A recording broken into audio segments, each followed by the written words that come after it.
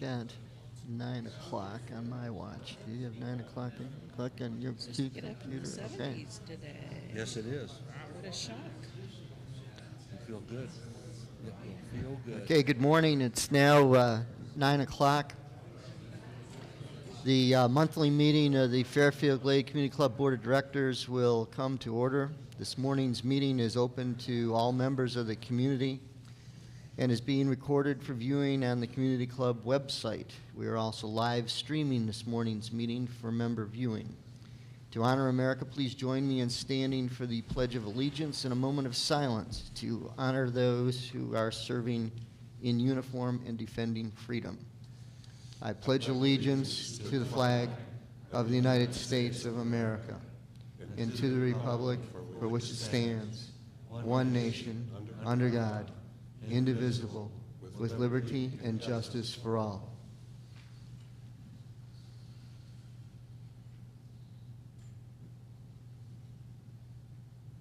Thank you.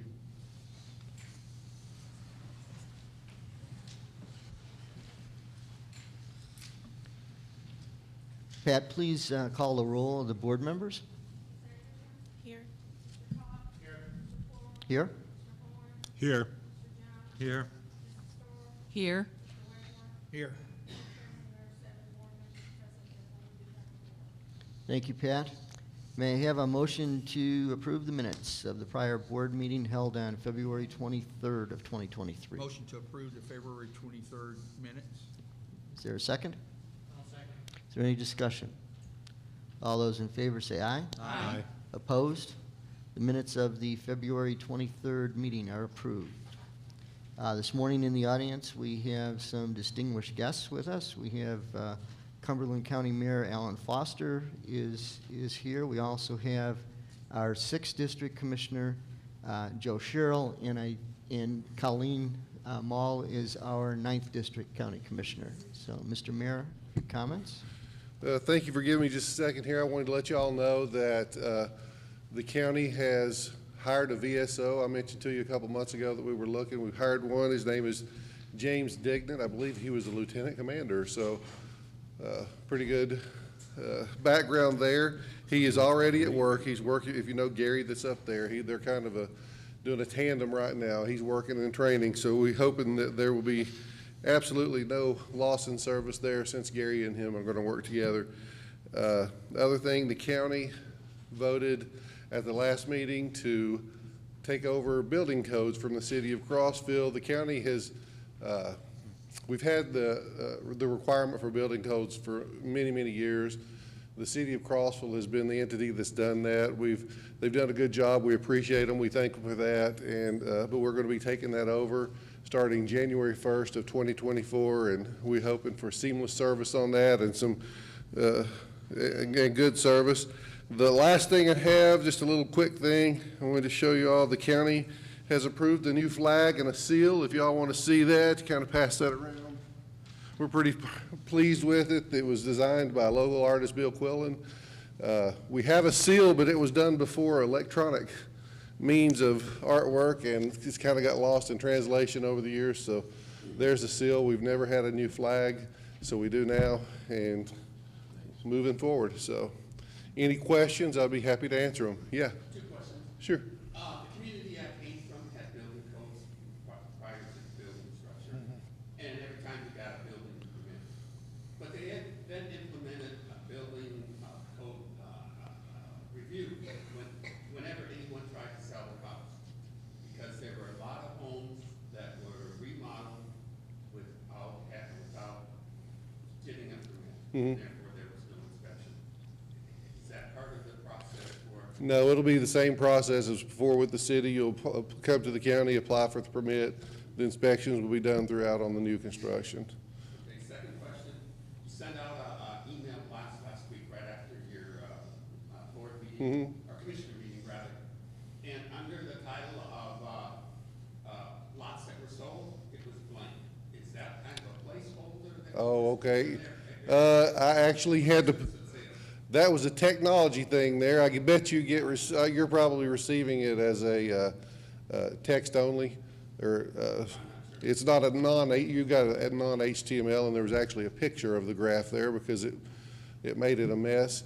If you go and click on the link that's in there and look at it online, it'll show you exactly what it was. But there was a list there of several. We actually sold several this past month. On the inspections, it used to be when I built our house, it was only electrical. Are they doing anything other than electrical? Yes, they're following the codes that the city, well, the county adopts them ever so often. We have to be within, I want to say, 7 years of the latest standard codes, and the county does opt out of things like some sprinkler things that just aren't feasible for a home and a few other things. It'll be the same inspection that the state would do if they did it. So really, the inspection part's not going to change. It's just who's doing it, or the requirements for it. Yeah. So do I assume that there'll be different personnel that Yes. work with the city? Yes. Anybody else? All right. Thank you. Thank you, Mayor.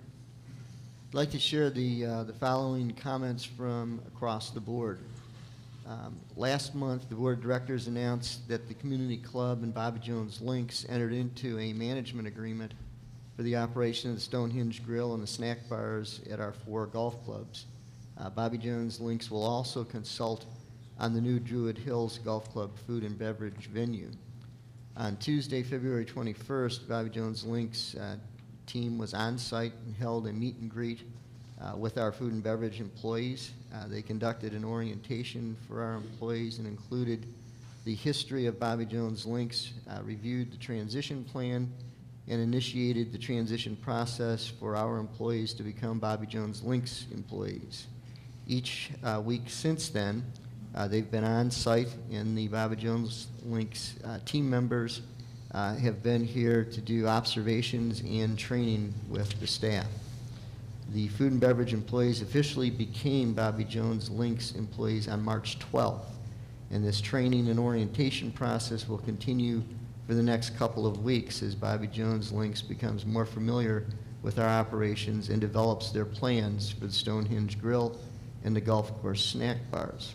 If you've not taken the time to meet the Bobby Jones Links Food and Beverage Director, Adam's Horn, please do so and welcome him to Fairfield Glade. And Adam was just here and just stepped out, so he will be back into the meeting shortly. Recently, members of the community club have raised the concern over the number of guest passes that individual club members can request. Our amended and restated declaration of covenants and restrictions provide for individual members to be able to request guest passes so that their guests can enjoy reasonable guest privileges. The term reasonable guest privileges is not defined in the covenants and restrictions, and therefore it is open to interpretation by the board. The board has reviewed the data that the community club collects on guest usage of our facilities, as well as the procedures that we have in place regarding the issuance of guest passes. All the activity regarding the issuance and use of guest passes to date is being applied consistently and is consistent with the provisions of the amended and restated Declaration of Covenants and Restrictions. Individuals using guest passes to access community club amenities pay higher rates than community club members, generating nearly $750,000 in revenue for the community club during 2022. There is not a current capacity concern regarding our amenity usage. After reviewing our current guest pass procedures and practices, and given that we already have a guest fee structure in place, the board has decided to continue the current guest pass process. In addition, the board has decided to implement a $15 per day unaccompanied guest fee for the use of our pools.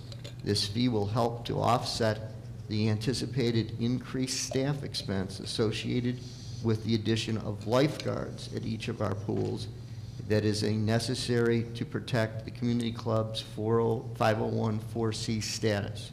The club's legal counsel will review the new procedures prior to adoption. We continue to work with private club associates on their comprehensive strategic planning engagement to deliver a strategic plan document designed to grow, change, and evolve with time. The strategic planning process will include a review of the community club's mission statement, vision statement, core values, and identify the social fabric of Fairfield Glade. Included in the process will be an analysis of emerging trends among communities like ours and an examination of our facility use along with forecasting of future needs. Initial interviews with community leaders and key stakeholders have been conducted, and additional interviews with other key stakeholders are being scheduled.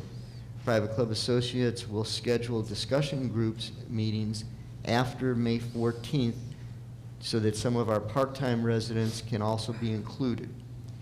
You may be requested to be part of a discussion group regarding the usage of various amenities, and a regular membership communication plan is also a component of this planning process. The new Strategic Planning Committee is engaged with Private Club Associates in developing a transformational strategic plan document. Once the strategic plan document is completed, presented to our membership, and approved by the board, the committee will be charged with annually recommending updates based on new trends, new data, and new needs and conditions as they are identified. The committee will develop and update a work plan to be reviewed annually by the board. Members who would like to share additional comments regarding the strategic planning initiative can reach out to the strategic planning team by sending email messages to the planning team at strategicplanning@fairfieldglade.cc. Information concerning the strategic planning team is also available on the community club website. In response to a presentation from one of our residents, the board of directors is announcing a proposal to change the method of calculating the sewer availability fee. Currently, the availability fee is calculated based on the size of the lot. The proposed change would calculate the fee using the linear footage of the lot at the frontage road where the extension is taking place. This revised proposal will be published and available for members to comment on prior to being considered by the board in April.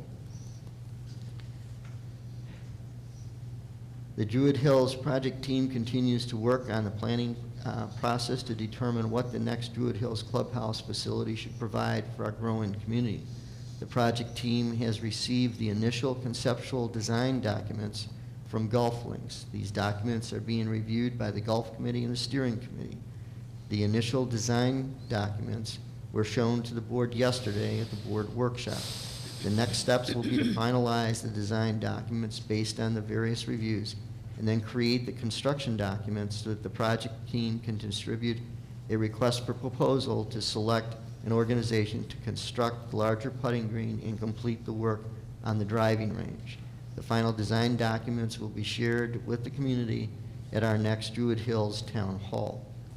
At today's board meeting, the board of directors will be considering a purchase requisition to hire a performance center architect and engineering firm to develop the design and construction documents for the performance center, create an RFP for hiring an organization to construct the performance center, and to provide oversight during the construction process of the performance center. We expect to share the final design documents for the performance center with the community at our next Druid Hills Town Hall. The Food and Beverage Subcommittee is in the process of analyzing the responses to the Druid Hills survey, as well as inputs from the timeshares and golf packages. The goal of this analysis is to develop a set of requirements so that we can distribute an RFP for a clubhouse architect. We plan on presenting the results of the survey and a list of the requirements at the next Druid Hills Town Hall meeting. Members who would like to share additional comments regarding the Druid Hills projects can reach out to the Druid Hills Steering Committee and the subcommittees by sending email messages to the subcommittees at druidhillsprojects@fairfieldglade.cc. Information concerning the Druid Hills project is also available on the Community Club website. And last month, the Community Club Board of Directors shared a proposed memorandum of understanding with the declarant, Mr. Tom Anderson. The memorandum of understanding has been executed by both parties, and a survey of the properties has been requested. The property transfer documents are also in the drafting process. Initial conversations are being scheduled to begin the process of identifying the preliminary requirements for both of the tenants in the emergency services building.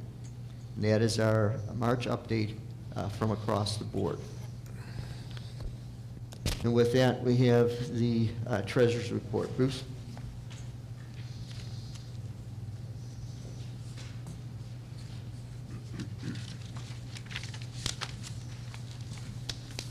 I'm not nearly as tall as the mayor.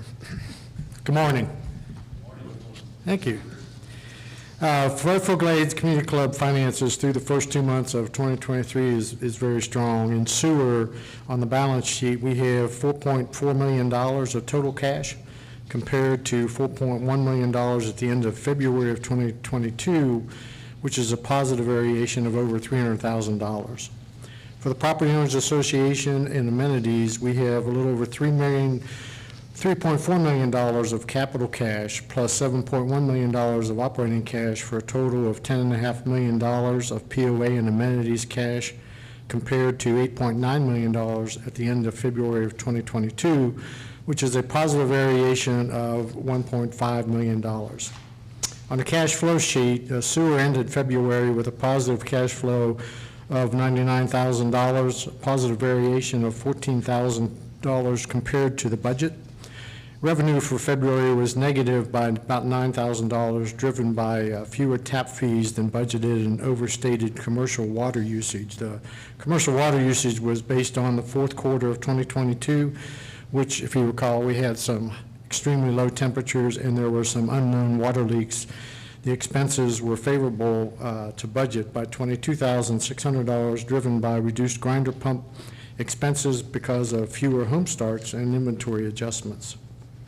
For the Property Owners Association, ended February with a positive cash flow of a little over $295,000, $130,500 better than budget, driven by administration with 3 open positions not filled for $40,000, an adjustment for expired gift cards of $24,900, and additional assessments received of $11,000.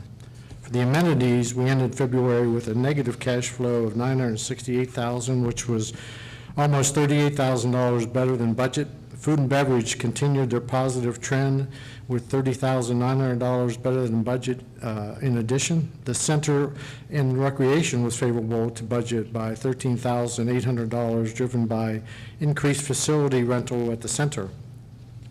Golf was unfavorable by about $15,800, driven by chemical purchases, which is a timing issue, plus a major water leak at Dorchester, which was $10,500, for which we received a refund from Crab Orchard in March, will be reflected in first quarter numbers. So overall, the POA and amenities ended February with a negative cash flow of $672,000, which is $151,000 better than budget. Any questions? Yes, sir. Expired gift cards. Yeah. Could you explain how long gift cards last, and is this something you do monthly or once a year? Amy, help me. How long do we keep the gift cards on record?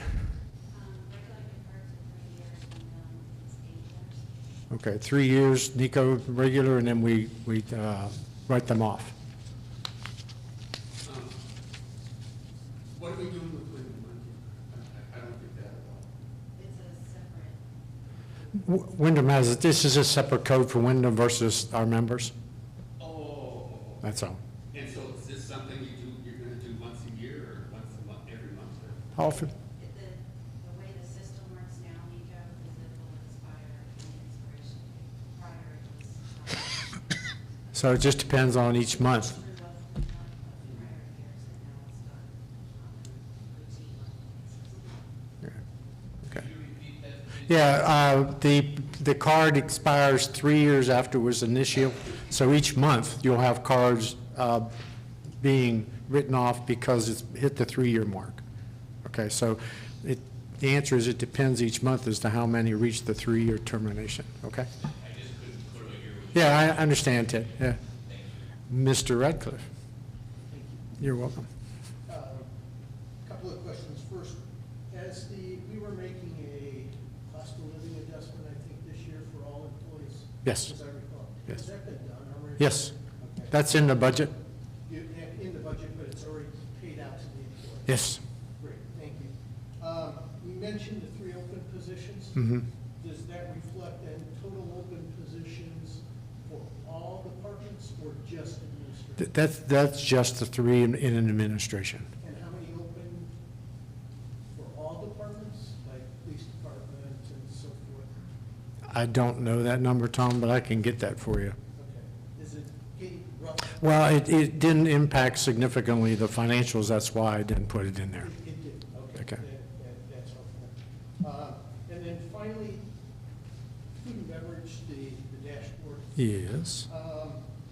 You know, for us, financial people, can you kind of help us understand what the differences might be now that Bobby Jones is taking over and so forth? We can kind of get an understanding of how we compare these, if we can at all, to previous years. Oh, you can absolutely compare them. We calculate it the same way. We just use the information we get from Bobby Jones on their labor and the cost of goods and the cost of sales. So the numbers here are absolutely comparable to last year's numbers. They are. And the fee structure and everything, which you said is going to be fully loaded in the. It's in the cost of sales. It's in the cost of sales. Right. Can I ask that maybe you consider, just for comparability, because cost of sales will not be a comparable number then.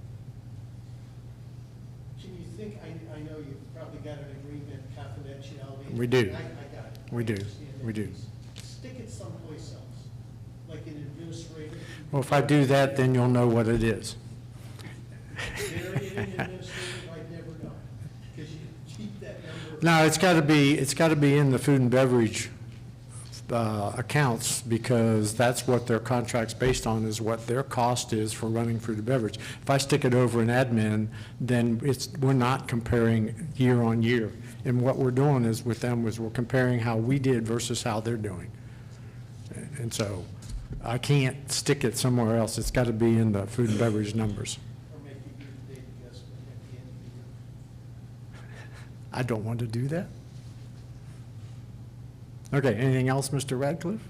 Thank you, Fred. You're welcome. Any other questions? All right, yes, Regarding Bobby Jones, is the contract, how long is the contract? 3 years. 3 years.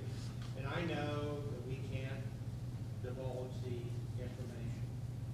I understand. Okay. But are we taking the losses,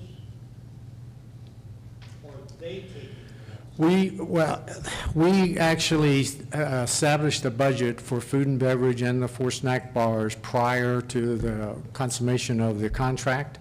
And so we had set our own budget. And so Bobby Jones Links, when we went through the negotiations, accepted the budget we established.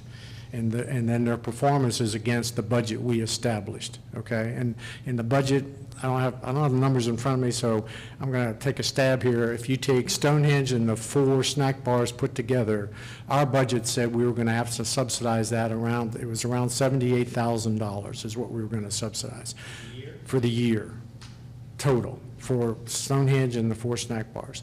So Bobby Jones Links has said, fine, we'll go off of that basis. So we're measuring them against that.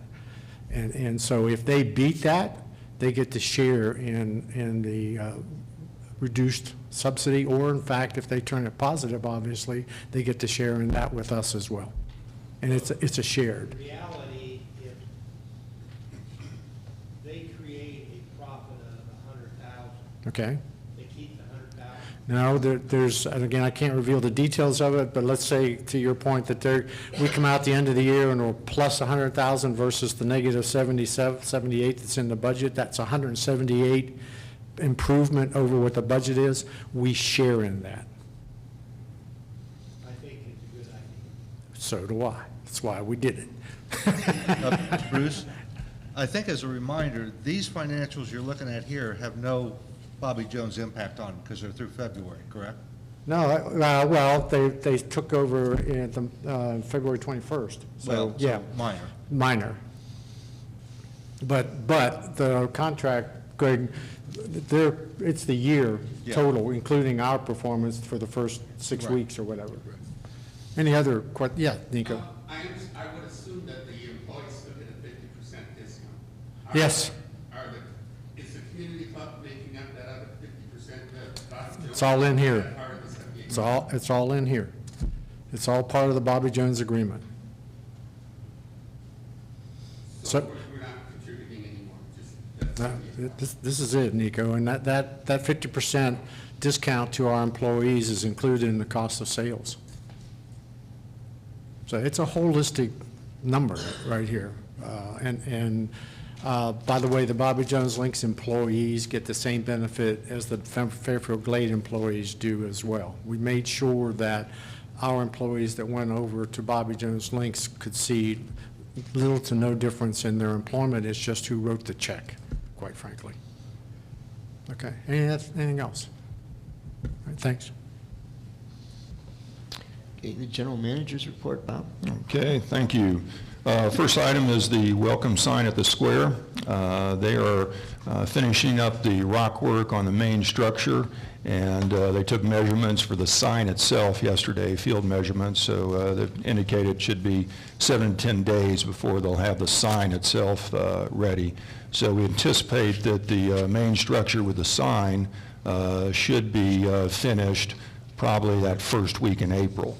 There still is an outer wall that needs to go in. We just discussed a change in the design yesterday, and that outer wall is going to be on the stone-in side of the structure, and will act as a retaining wall because the terrain really drops off at that in that area. So there'll be some more work to be done with that outer wall, as well as the landscaping and lighting and things of that nature. But we anticipate that the main structure with the sign and the spillway with that waterfall feature will be operational in that first week in April. Other community improvements, we've been doing some road striping as weather permits, and again, that's primarily on our collector roads and any very heavily traveled roads. So we don't do small neighborhood roads, we just do the heavily traveled roads. Year-to-date golf rounds through last month were 6,300. It's about 2,300 more than budget and 2,400 more than last year, primarily driven by the preferred member rounds and the very nice weather we've had in January and February. For the year, average rounds per course per day open were 70 compared to 69 last year. So we're seeing improvement, which is always good. With respect to the leaf dump or the compost sites that we've been talking about, we're entering into a 2-year agreement with John Sherrill, who's a landowner on Chestnut Hill Road, to provide a leaf, yard waste, sticks, and tree limbs disposal site for our members. So it'll be very similar to what we had at the old leaf dump. The club will be paying about $40,000 annually, plus the cost to chip any woody materials. And we'll have more details on that next week as we finalize a date that he can actually open that, but we anticipate it'll be sometime in April. So be on the lookout for an email next week. And we will start the yard leaf pickup program April 3rd, and that's going to run through April 28th, so it'll be for 4 weeks. So we'll get an email out on that as well. It'll be an email that covers both of those subjects next week. Then the other thing is the following PRs have been approved by me or the SMT since they were under $25,000, which is a threshold to go to the board. And it's a $5,000 amount for A&E for the Robin Hood Park bocce courts, and that's really for their shade structures. And we anticipate having new plans for that middle of April. And that is all I have. Okay, thanks, Bob. Barb, the resort report? Good morning.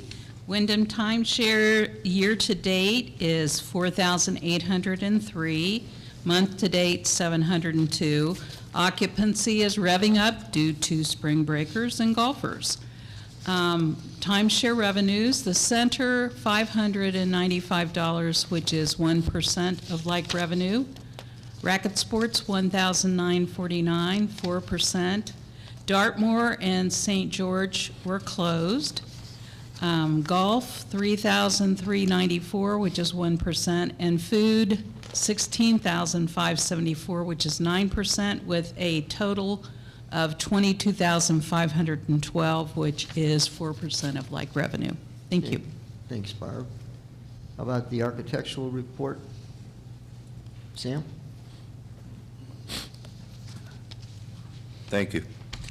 Architectural Controls Report is as follows. Miscellaneous approvals, which are changes to established homes through February of 2023, is 237. The same time last year was 161. New homes approved through February of this year is 20, and same time last year was 24. New homes completed through February of this year is 25, and last year through the same time was 26. Is there any questions for me? Yes, sir. I noticed there was some new Fairfield Glade signage out by the stable where you turn on to, I guess that's West Chester there. Yes, sir. It looks very nice. I think that's a really good addition. Thank you, I think you're responsible for making that happen. Thank you. You're welcome. Okay, we have no unfinished business this morning, but we do have a number of new business items. The first item is, Bruce, did you want to speak to the reserve study recommendation? Yes, I will. If you recall, we've had discussions in several meetings about the reserve study, and so we have put out a request for proposal to 6 providers. We received 3 proposals, one from Associate Reserves, one from Global Solutions Partners, and a third from Hart Property Advisors. The Reserve Study Committee, which is made up of Amy Kincaid, Skip Show, who's the chair of the Financial Advisory Committee, and myself, reviewed the 3 proposals. Global Solutions submitted a proposal immediately without asking any questions or making any inquiries.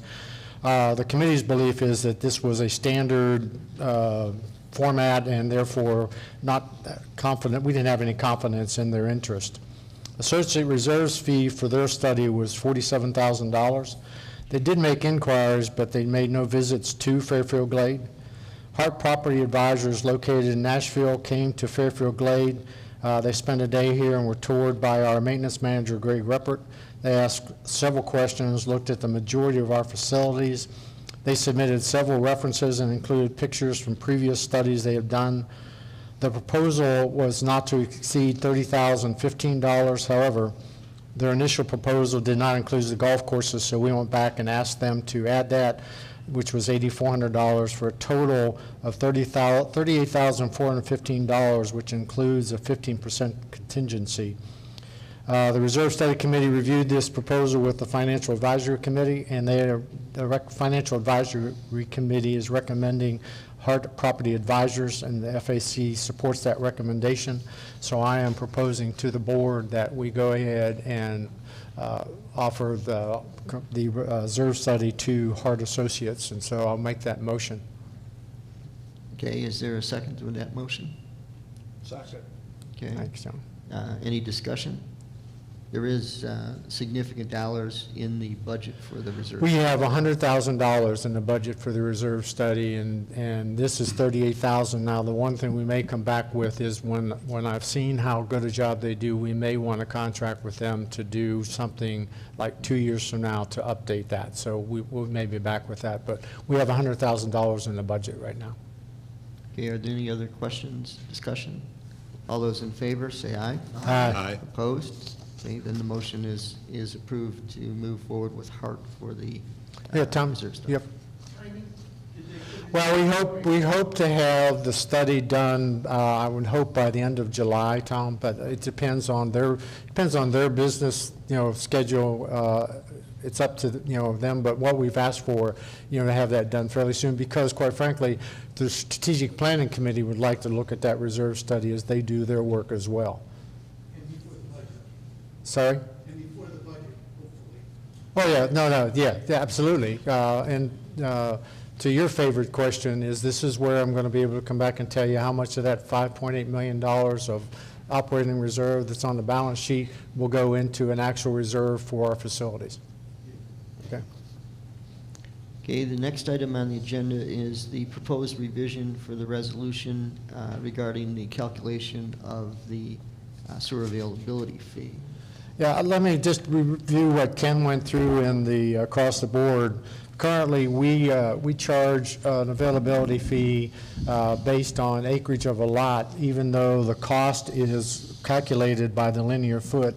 And we had a member come to us some time back and say, you know, it doesn't make sense to us that you charge us by acreage when in fact the cost is how much it costs you to put that pipe in front of my lot. So the board's discussed that, and so we're going to make a recommendation to change the way we calculate that based on the linear footage of the lot, of your lot at the frontage road is what we will charge you. Now, there will be a minimum charge because of setup and that kind, in case you're like on a cul-de-sac where your frontage is very small, there'll be a minimum charge to do that. But this policy, this will be posted on the website, both the existing policy and the proposed revised policy. I'd ask you to review it and return comments by April 23rd, and the board will consider this at next month's board meeting. Okay, the next item is the proposed revision to the lot merger policy for our septic lots. Okay, so in today's current environment, when we merge two lots for a septic system, what we do is we collect 1-year annual fee for the merged lot, the lot that's going to be merged, and then when the sewer becomes available and someone wants to go on it, okay, we don't force people on it, so they can use their septic as long as they want.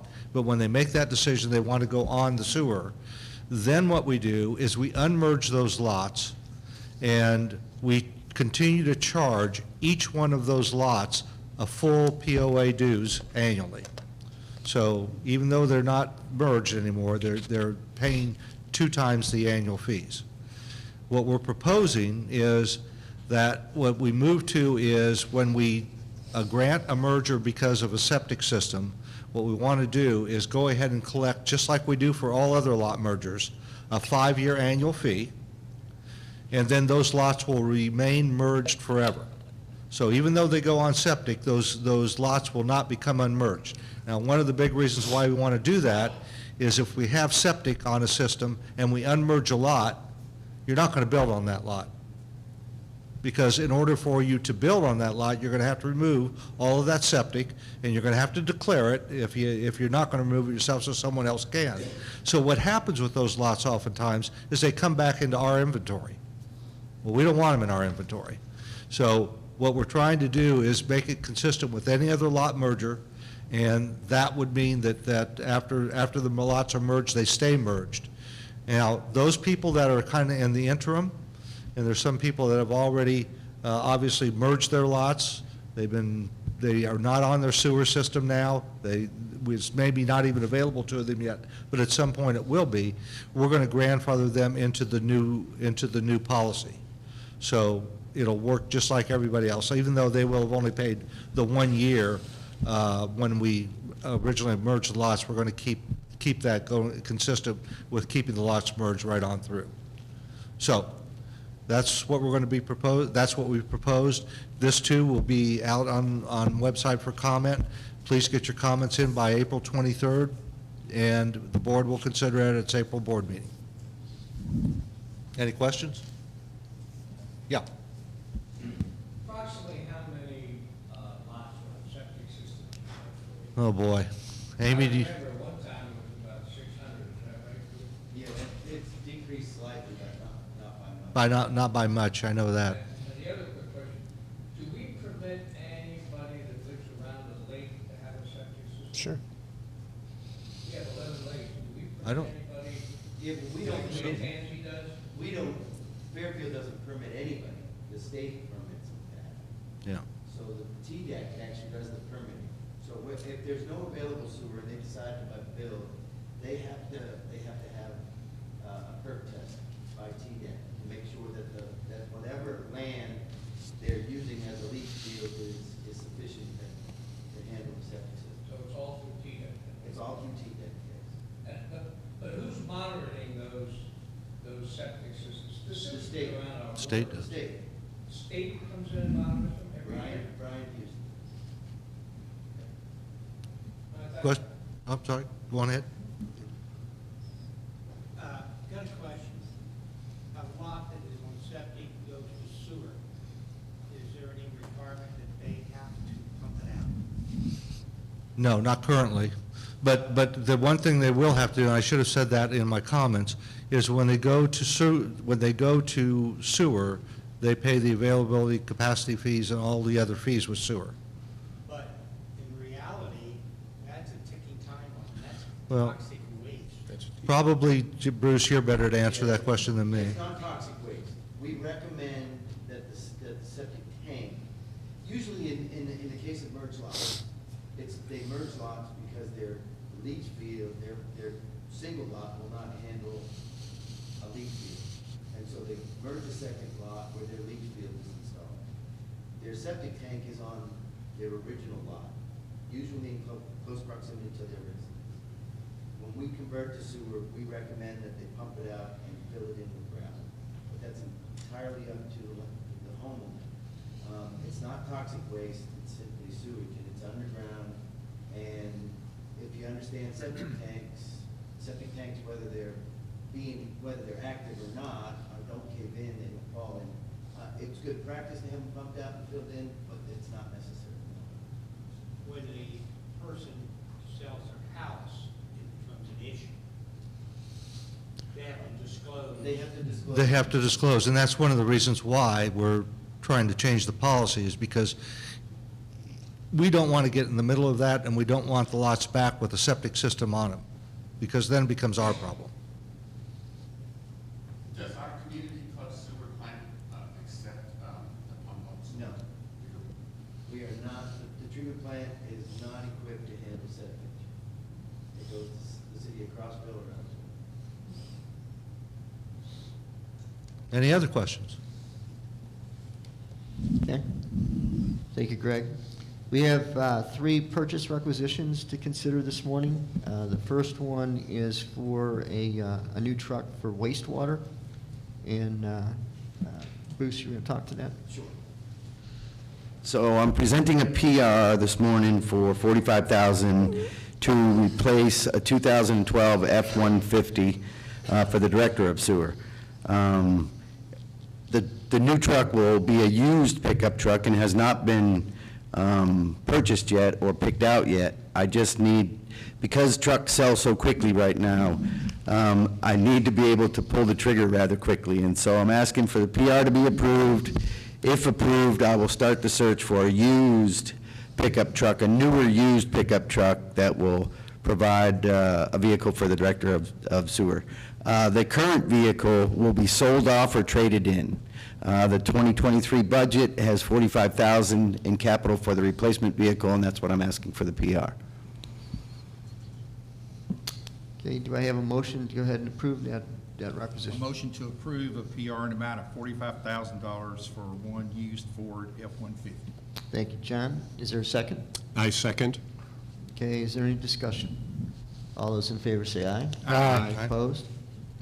The requisition for $4,500 or $45,000 for the wastewater pickup truck is approved. Thank you. Thanks, Bruce.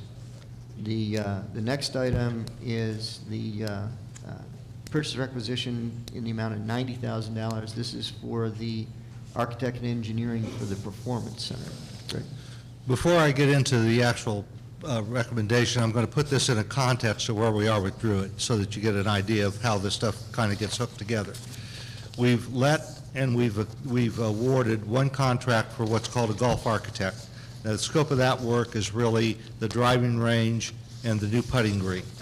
So that person is, that's where you heard about the conceptual drawings and the across the board. The next step with them will be to get the actual construction drawings. Then we'll get a construction person or a company to come in and actually do the driving range and the putting green.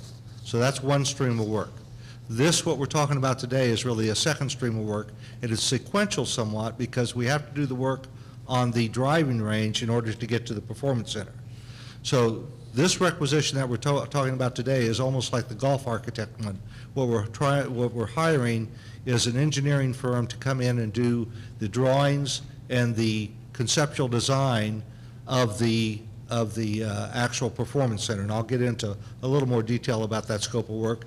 And then eventually, when we get that done, we'll let out an agreement for an RFP, and then hopefully award a contract for someone to actually do that construction. Then the third stream of work, which is a lot further off and you haven't heard much about yet, is the clubhouse architect. That will be the replacement for the Druid Hills Clubhouse, and that's probably a few months off. Now, in Ken's across the board, one of the things you heard 3 times in there is, and we plan on presenting this at the next town hall meeting. Our commitment has always been to the community is that before we'll actually start construction on anything, we'll come and show the community what it is we're going to do and get any feedback that you might have.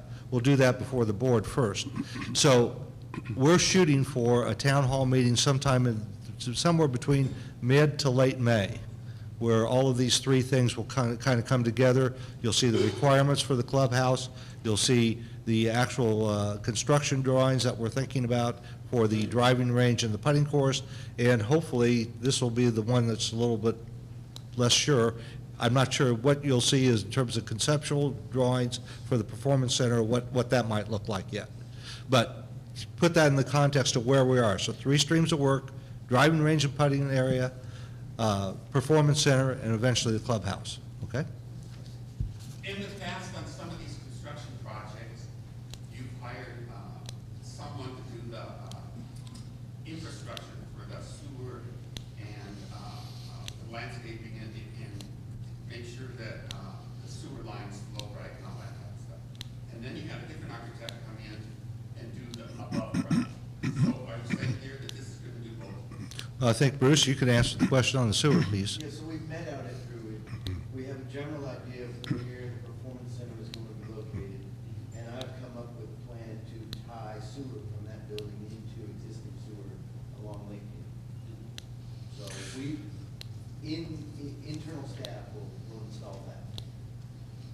The other ones, probably the performance center will just be one construction group, and they may act as subcontractors. Some of this maybe gets subcontracted out, but we want to deal with one entity that's going to act as the general contractor. That's more likely probably when you get to the clubhouse because of the size of the scope and everything that would be included, okay? All right, so let's go through the recommendation. Those of you who were here yesterday, this will be a repeat, but that's okay. So on January 25th, the steering committee informed the board that we were going to distribute an RFP for a performance center architect and engineering firm. And the scope of work for that RFP was to develop the design documents for the performance center, develop the construction drawings based on those approved designs, develop an RFP for the construction of the performance center, and then to provide oversight for that actual construction. So 4 pieces of work. On January 26th, the day after that, we announced it. We did, in fact, distribute the RFP to the firms for an architectural engineer for the performance center. On February 21st, we received 6 bids, and I'll kind of quickly go through those. And the nice thing is that most of these are national firms, so we're dealing with a group that's done this quite a bit, and we're dealing with pretty sophisticated companies. The first one came in from Chambers USA from St. Paul, Minnesota. They declined to bid, so that was our first decline. The others did all bid. Chapman Coyle out of Atlanta, Clubhouse Architects and Interiors out of Dallas, Texas, Feltus Hawkins Design out of Nashville, JGD and JGA Design and Architecture out of Pawtucket, Rhode Island, KDC out of Atlanta, and Studio 4 out of Knoxville. Those are the ones that we considered. On February 23rd, the steering committee for Druid met to review the proposals and identify any additional questions. And thanks to David Miser, we got all of our questions and we sent them to him because he could talk engineer to engineer. And from February 24th to March 8th of this year, all of those questions that we had were answered. Most of those questions had to do with, prove to us that you've done this before and where have you done it. On March 9th, the steering committee met, reviewed all the information that Dave was able to collect, went through that, and I actually made our recommendation, which is what the basis of what today's work or recommendation is. The 6 consulting firms that were considered, remember Chambers declined to bid, so they dropped out real early.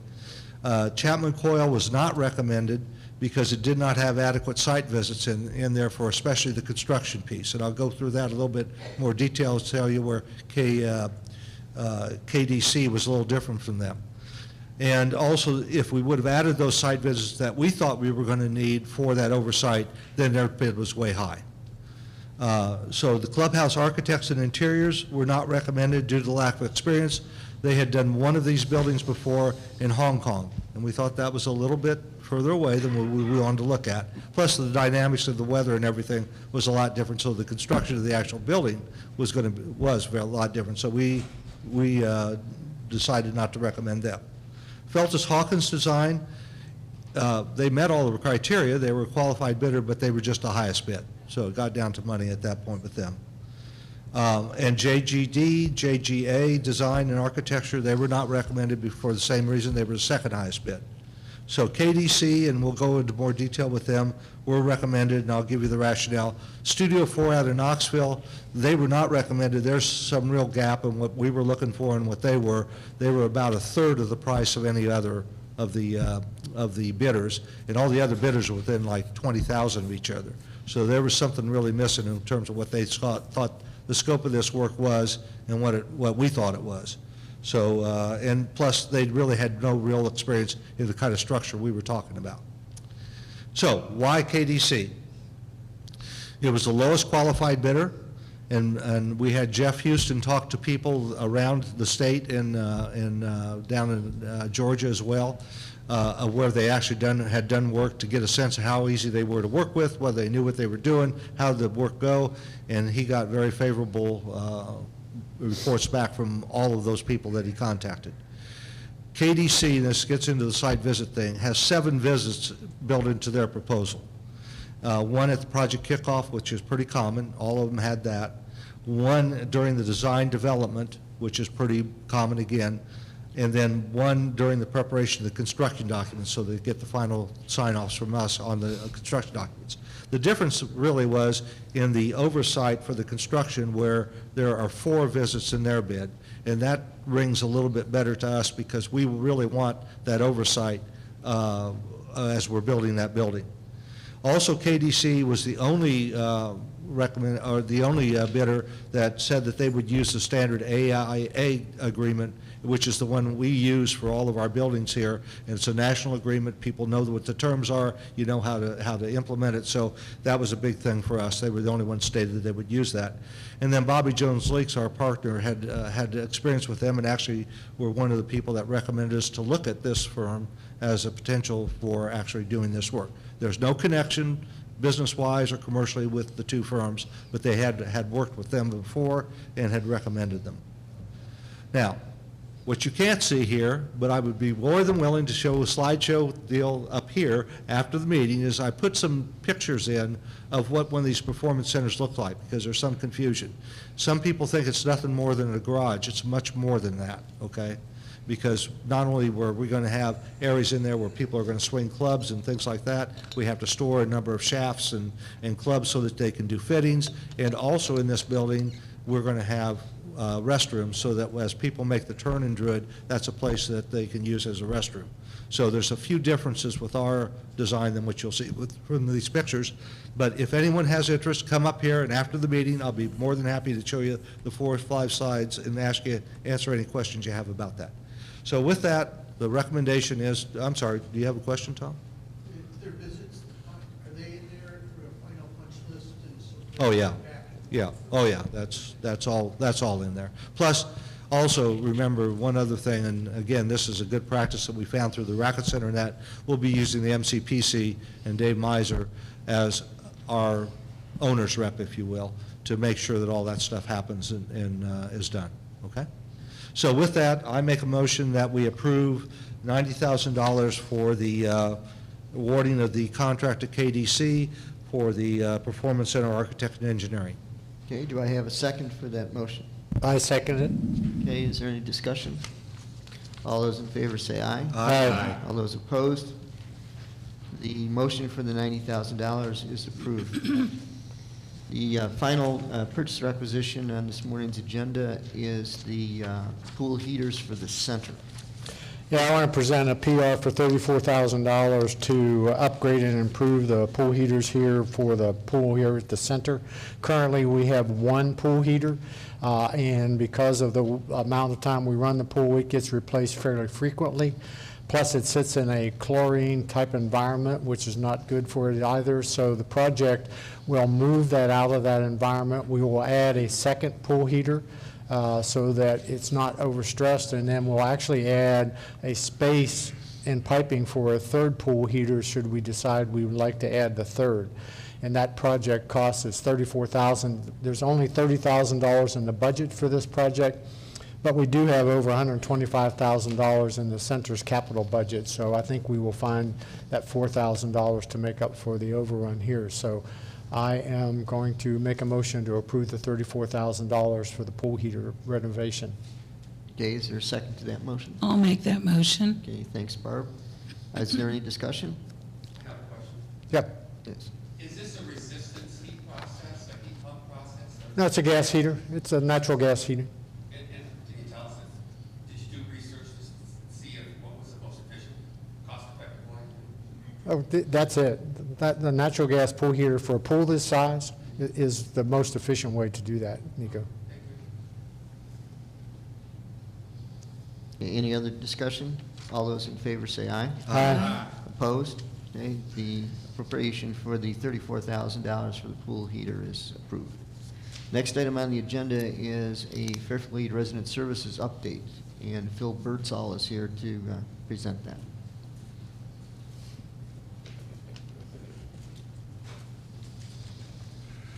Well, good morning, and thank you for this opportunity to speak to you today on behalf of Fairfield Glade Resident Services.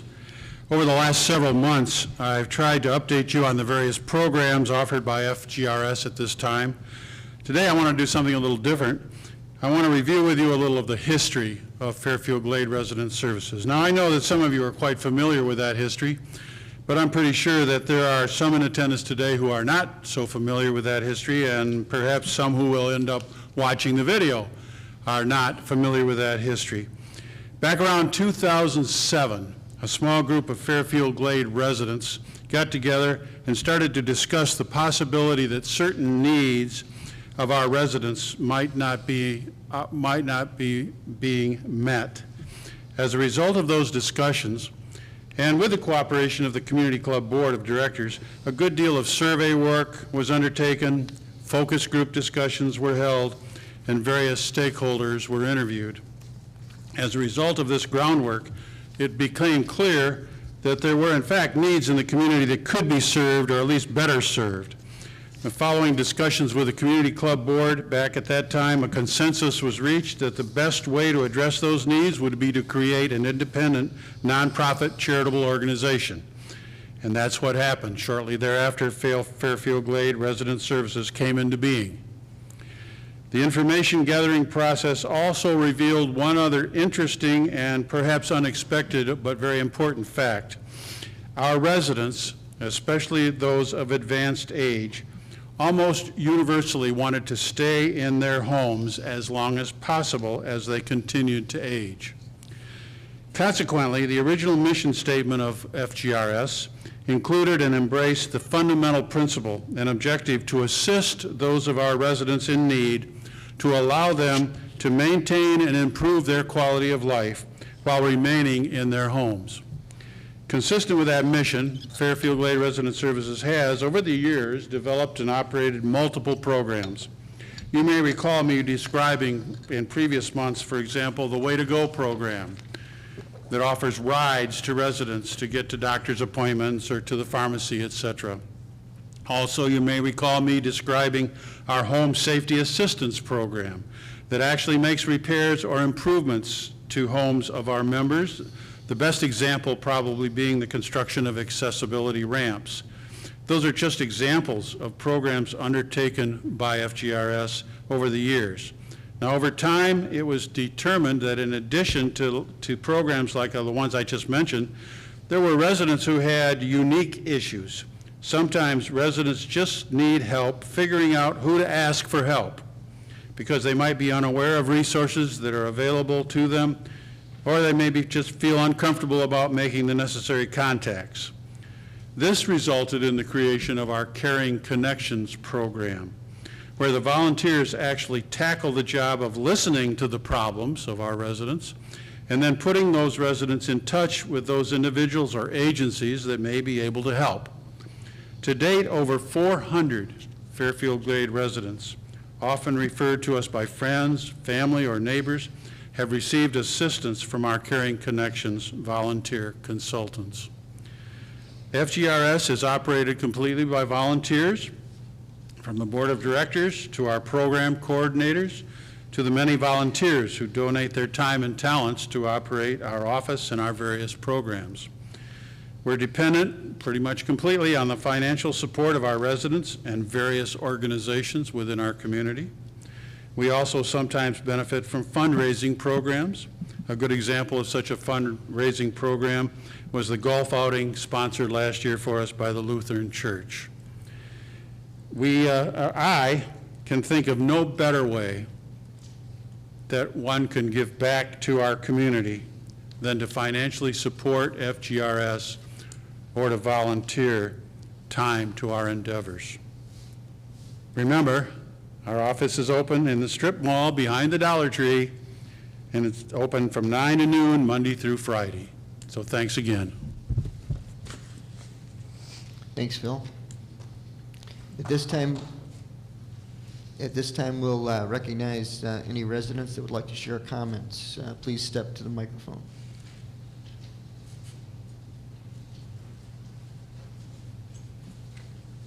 Good morning. Tom Ratcliffe. Ken, I have several questions. The first one regarding the guest passes.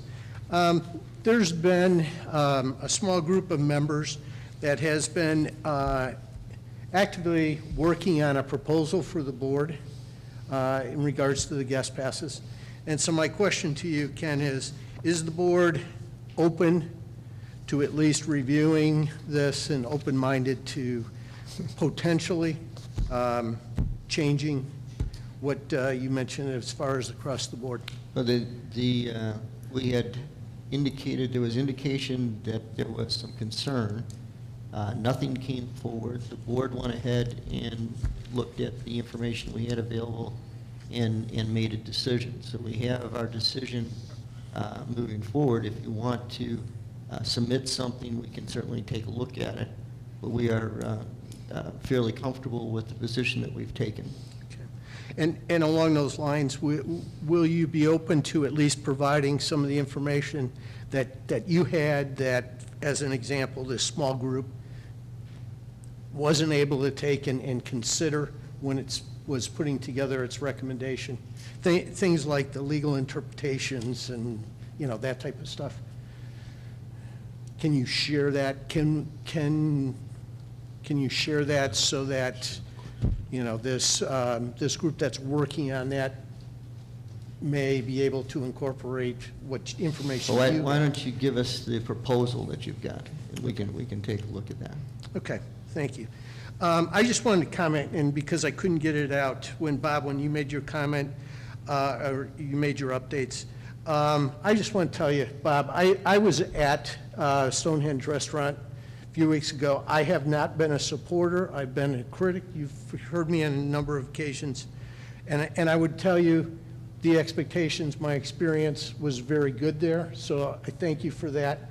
We have a ways to go. I don't mean it as a backhanded comment, but we have a ways to go, but it was a pleasant surprise, so thank you for that. I actually need to thank Adams for that, and Well, he's in the audience, so I would definitely speak with him. I will thank you for that, but I know it was before turnover and so forth, so thank you for Okay. that. Barbara, I didn't get a chance to ask, visitors for February?